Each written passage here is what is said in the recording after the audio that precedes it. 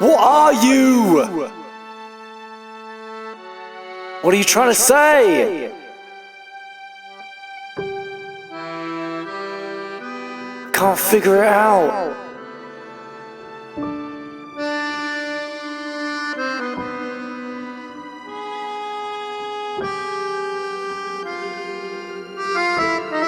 Good morning, Future Bing. It's going to be another long, weird week.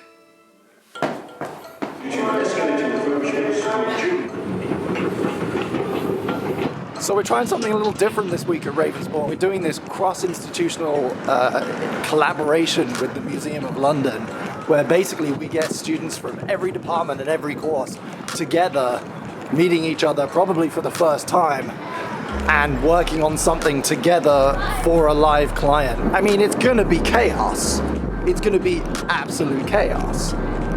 But you've got to admire the hopeful utopian spirit. Plus I get to work in my favorite building. Hooray! The students have to put their shit through a metal detector just to get in. Marriage Story, Tim. Oh, Marriage Story is fantastic. I adored that. Yeah. That was the one I thought. That was lovely. And I'm pissed with everyone else that Uncut Gems didn't get anything, but at least Adam Sandler was a badass about it. I'm animation and games. Have you read any of them? How about yourself? Fashion buying. That's cool. See, this is what it's all about. We're meeting people. We're networking. We ourselves, the teachers. Let's get a little wide, shall we? There we go. There we go. So this week we've been doing this elective, this cross-institutional elective at Ravensbourne. And the brief is just coincidentally is like perfect, like completely by chance, by serendipity, starring John Cusack. The brief that our students have been given is a brief that I've been thinking about myself, which is, what is the identity of London? What does it mean to be from London? Yeah. What is London? And that's something we've talked about quite a fair bit in our small conversations as well. Yeah, you and I have become obsessed with this question, completely independently of of my work at Ravensbourne, which makes it amazing. It's been chaos so far. It has been absolute chaos. But I've been enjoying it. Yeah. Thomas really missed the point of the name tag. The table's not. Look at it. No, I'm not saying the table is. You look at it and then you pan up and you see my face. Life is not a movie. It's lunchtime now, so we're more than halfway through the day, and there hasn't been a student rebellion yet. Do you think these questions of whether or not, or like what is it to be a young person in London, or what does it mean to be doing any of this work in London, does that stuff feel like it's at the forebrain of your students? I don't know if they see it like that. I feel like for a lot of them this is the first time they've been forced to think about it. Right. And probably the first time that they've been forced to work in this way, where they're like meeting other people and mingling, probably since they started uni. Yeah. You know, when you do have to just mingle and meet people. So it's been it's like an environment that I find really exciting. A lot of students don't like that. No. First day of the elective over, and it was really interesting. It was a lot more fruitful and engaging and like personally inspiring to me than I thought it would. It's going to be a long, exhausting week, and I may not feel like this tomorrow, but right now, I think that was time well spent, and it was the kind of day that reminds me what I enjoy about teaching and why I like being in this environment. And now it's time for Taco Monday.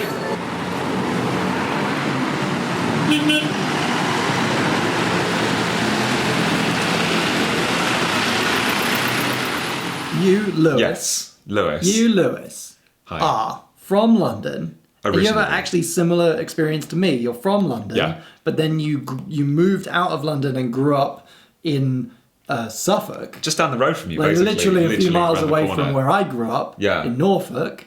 I went to Thetford many times. And then we moved back to London when we were older. Yeah. And we we have this kind of similar, like we're from here, but we don't know fully where we fit in. Yeah. And I find that so fascinating because I'm like, am from Walthamstow, living in Walthamstow, but trying to figure out what Walthamstow is and what London is.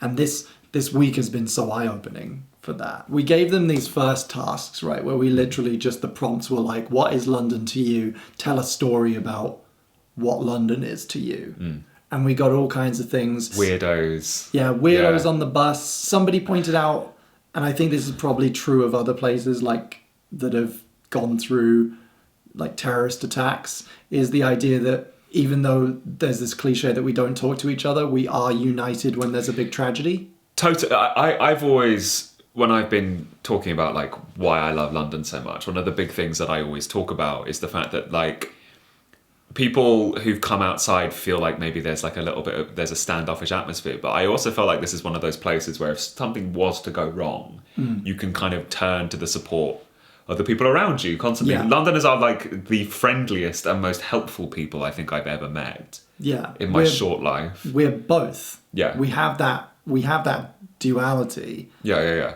And that's, I mean, yeah, that's probably the heart of it, isn't it? You're constantly around other people. And there's an acknowledgement of like you needing your own space, but at the same time, everyone else is giving you that space. You know, like we have that unconscious rule on the tube that like if there's seats, you leave a gap in between, and that's not to isolate yourself. That's an action to give people space. It's a compassionate thing. If you can give people space, you do it. Exactly. Yeah. Because we have so little, so we want to share what we do have. Do you have like an anecdote? If you were posed that question, share a story that is like that sums up London to you. Okay, there's one. I remember when I was down in Victoria and I was walking with my dad after having gone to this like Trotskyist like arts meeting for like how to make students and artists better at protesting. Cool. Yeah, you know, as you do. And this guy just comes up to both of us, and he's just holding onto his motorbike, and he's I think he's like he sounded like he was Eastern European, and it was just he just came up and immediately asked like, hey, can you guys just give me a hand pushing and starting my motorbike? And we just like gave him a push, and then he just drove off. And it was just this beautiful little moment of like this person, you know, from wherever they were from, wherever they've lived in the past, coming and asking for help and feeling confident enough to ask for help, and then us just being able to like immediately give that. You have really positive associations. Almost all the stories that our students told were like about drug dealers or getting mugged or like nearly assaulted on the bus. I feel like London is a different thing depending on your circumstances. Totally, And it can be a monster that eats you if you let it. Or if you make a wrong turn financially, or if you fall on hard times. London goes from this like playground where everything's at your fingertips, and you got all these museums, and you got all these places to eat, and all these cultures, and all this stuff that's always happening, and all this vibrancy. But on the flip of a coin, like the city doesn't change, but your experience of it makes it this like vampire. This oppressive presence that makes you sad, and it makes you sick, and it drains your energy, and it drains your money, and it keeps sucking and sucking until you're gone if you're not careful. I've experienced both sides of that. Yeah. I mean, nowhere near the extent that some people have. I mean, we're obviously talking from a position of privilege here as well. Like, we acknowledge how we're doing. Yeah, and so for us, London is more often the playground. But we work, and then we come out of work, and we're like, oh, what do we do today, brain? And we're going to go get tacos because we can, and it's going to be great. And then we might wander down and like spontaneously see a movie, or go to a bar, or walk down a street we've never been down before. And that is our... Go to a queer rave, meet some people from some other part of the world, and we can do that because London is a playground for us. Yeah. But while at the same time, it is somebody else's, like... hell. Oppressor. Yeah. Yeah.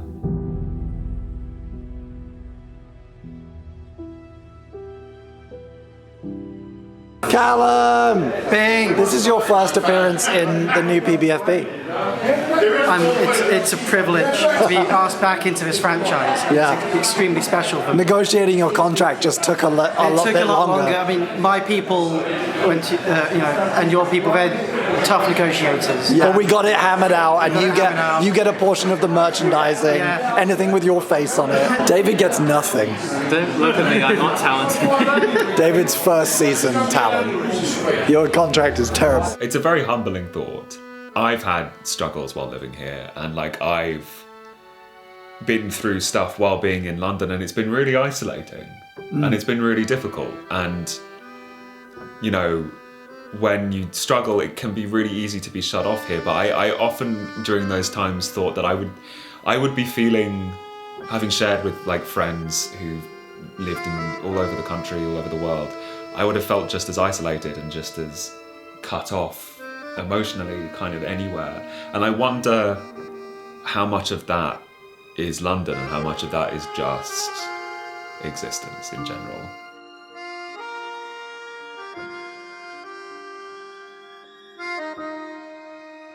Where are you going to be in a year's time, Lewis? Right here, probably. In exactly the same Exactly jumper. where I want you. Yeah, you won't let me go. No. No. No. Not after this fucking gold we've written. Future Bing, help? He says you're a bad influence on me. He can't help you. He's not real. But he could help me. What? What? It's a lie. He's not actually. He's not. No. Is this not? He's me. You do know that, right? He's not a real man. I've actually never watched any of your YouTube, so I don't really understand this.